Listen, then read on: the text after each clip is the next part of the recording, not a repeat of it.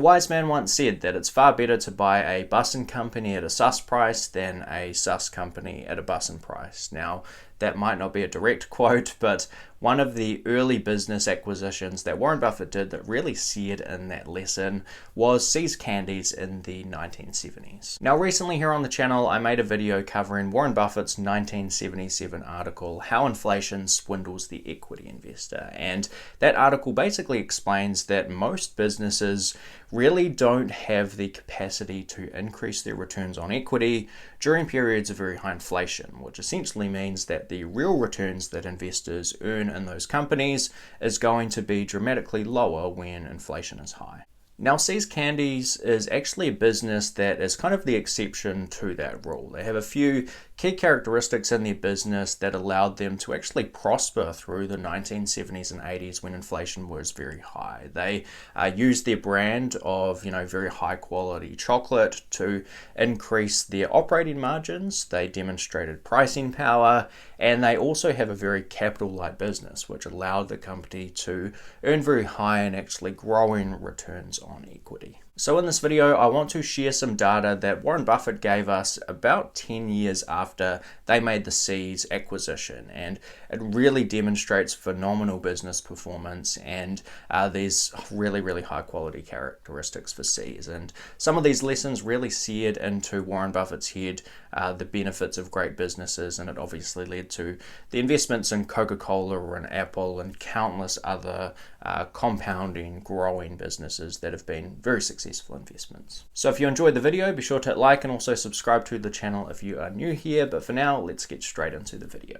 Now, when Warren Buffett and Charlie Munger acquired See's Candies, this was the first company that they really paid a huge premium to the tangible assets in the company to kind of make the acquisition happen. Now, See's Candies had about $8 million in assets in 1972 when the acquisition or the kind of deal was done, and they actually ended up paying $25 million, so a $17 million premium to the tangible assets of the company. Now, since making that deal, Buffett and Munger countless times have said that See's was one of the greatest acquisitions that they've ever done. It's given them countless hundreds of millions or even billions of dollars of cash back at this point. But they've also said that they were right on their price limit when they bought See's. If the sellers had come back asking for even a dollar more, Buffett and Munger said that they would have walked, and it would have been a terrible decision for them in hindsight. Now, in the 1984 annual letter to shareholders through Berkshire Hathaway, Warren Buffett shared these stats for See's Candies.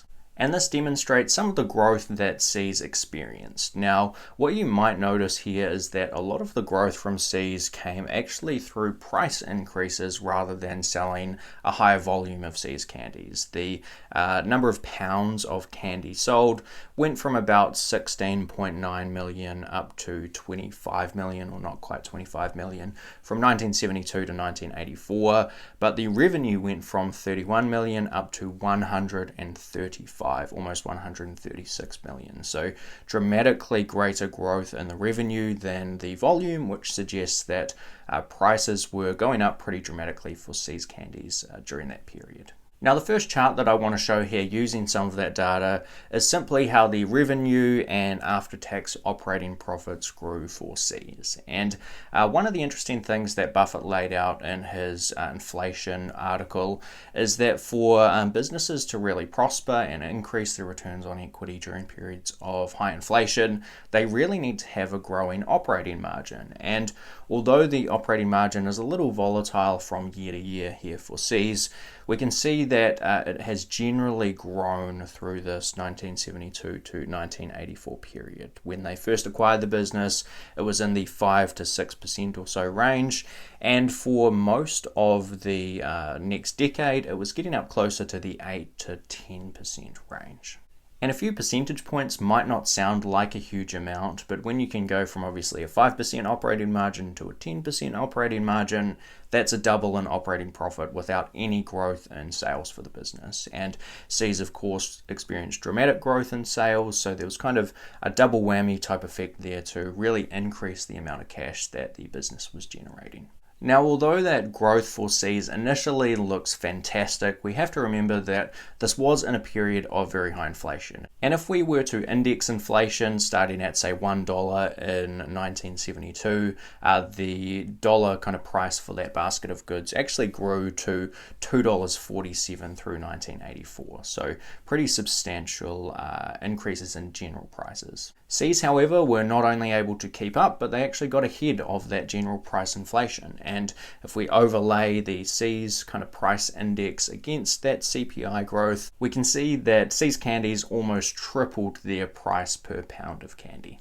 Now, in the article, How Inflation Swindles the Equity Investor, Buffett also lays out that generally speaking, lower quality, very asset intensive businesses tend to have a tougher time during periods of inflation than lower, kind of less capital intensive, higher return on capital type businesses. And C's Candy is a great example of that. They had generally very low assets relative to the profitability that the business generated. So if we look at the time of purchase in 1972, C's had operating profit after tax of a little over $2 million relative to tangible assets of $8 million. So it comes out at about a 26% return on those tangible assets. Now, Buffett's yield as the owner of that business was of course lower because he paid this big premium to book value when he purchased C's, but nonetheless his initial sort of earnings yield was about 8.3%.